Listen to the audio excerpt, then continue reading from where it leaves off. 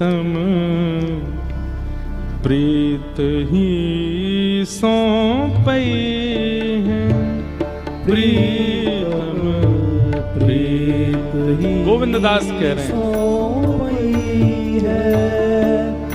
हाँ यद्यपि रूप गुण शील सुधरता, यद्यपि गुण शील सुधरता, इन बातन नारि झई हैं। हाँ इन बातन नारि झई हैं, प्रीतम प्रीत ही सौंपे हैं, प्रीतम प्रीत ही सौंपई है। श्री गोविंद दास कह रहे हैं भले ही आप रूपवान हो, शीलवान हो, गुणवान हो, इनसे ठाकुर जी को नहीं पाओगे।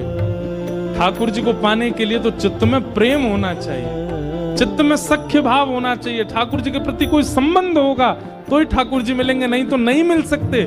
भले ही तुम कुछ भी कर लो जीवन में। डंके की चोट पर श्री गोविंद दास कह रहे हैं सतकुल जन्म कर्म शुभ लक्षण, सतकुल जन्म सतकुल जन्म कर्म शुभ लक्षण, सतकुल जन्म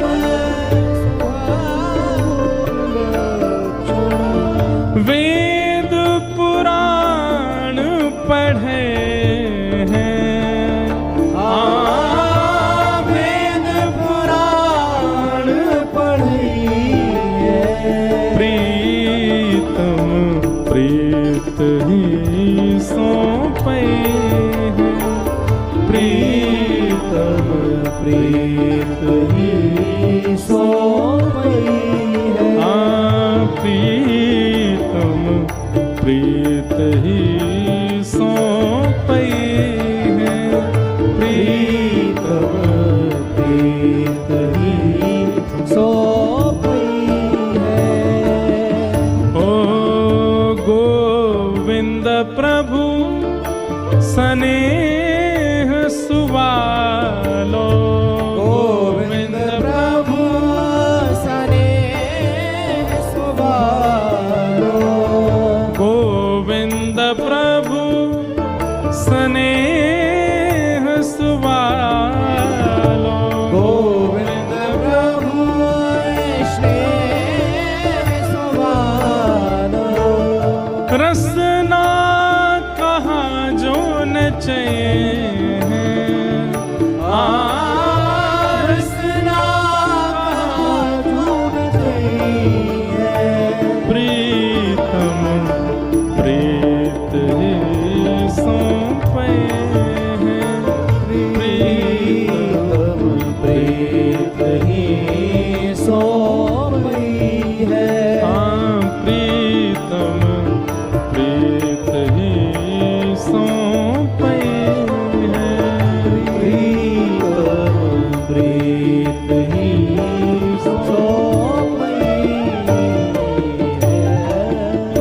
केवल प्रेम प्राप्त करा सकता, मोहन प्रेम बिना नहीं मिलता, चाहे कोटि कर लो उपाय। ऐसे श्री गोविंद दास।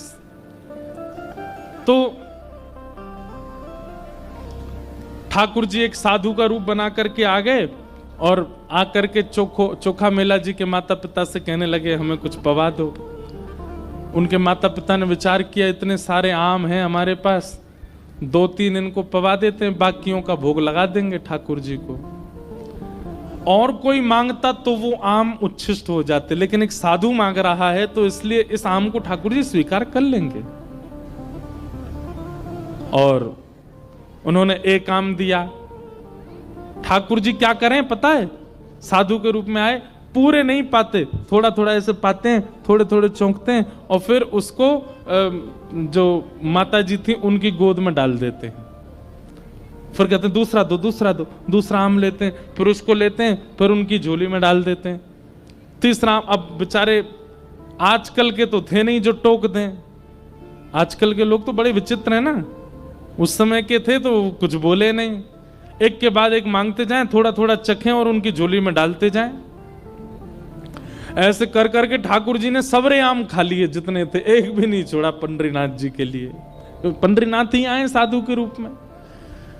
बेचारे अंतिम आम देख करके एक दूसरे के मुख देखने लगे। पति पत्नी बोले, देवी ऐसे ही मान लो कि पंडरीनाथ नहीं पाए हैं, अब तो हो गया, अब क्या भोग लगेगा ठाकुर जी को।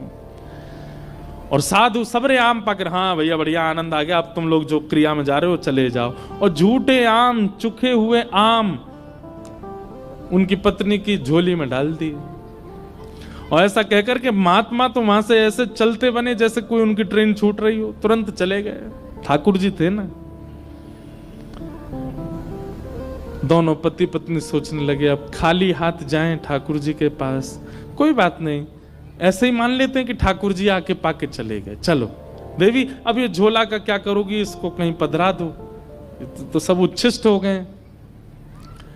पति उठ करके चलने लगे, पत्नी उठी झोला कहीं रखने के लिए बढ़ी आगे, तभी उन्होंने कहा खोल के एक बार दृष्टि तो कर लूं। जैसे ही खोल करके देखा तो वहां आम की गुठली और छिलका तो गायब, एक नन्हा सा बालक था उसमें झोली के भीतर। और पत्नी इतना घबरा गई, बोले अब क्या करूं। पति दूर निकल गए थे, बोले पता नहीं ये बालक कहां से आया, ये कैसे आया, क्या हुआ। समझ गई कि ये निश्चित ही श्री ठाकुर जी ने कृपा करके दिया है। और उस बालक को वहीं नदी के तट पर छोड़ करके और प्रणाम करके वहां से चली गई। क्यों समाज को क्या बताऊंगे कहां से आया ये बालक। सब लोगों की तो दृष्टि होती है ना, परिवार के घर के सब लोग देखते हैं भाई, 9 महीना पहले ही सबको खबर चल जाती है, फिर सबको पता होता है कौन सा महीना चल रहा है, क्या हो रहा है क्या नहीं हो रहा। रिश्तेदारों का काम क्या, यही तो करते रहते हैं वो। अभी इनकी पत्नी सोची किसी ने सुना नहीं आज तक कि मैं गर्भवती थी, ना मेरा 9 महीने का कोई समय ऐसा निकला, अचानक बालक लेके जाऊं तो कहीं जीवन पर्यंत मुझे भी सुनना पड़ेगा, इस बालक को भी पता नहीं कोई स्वीकार अस्वीकार कर दे, इसलिए वहीं छोड़ के चली गई। क्योंकि ठाकुर जी ने आम को चोखा और उनकी पत्नी की गोद में मेला मतलब दे दिया, इसीलिए उस बालक का नाम पड़ा चोखा मेला। तभी एक सामान्य परिवार के दंपति वहीं नदी के तट पर आए हुए थे, उनके कोई संतान नहीं थी।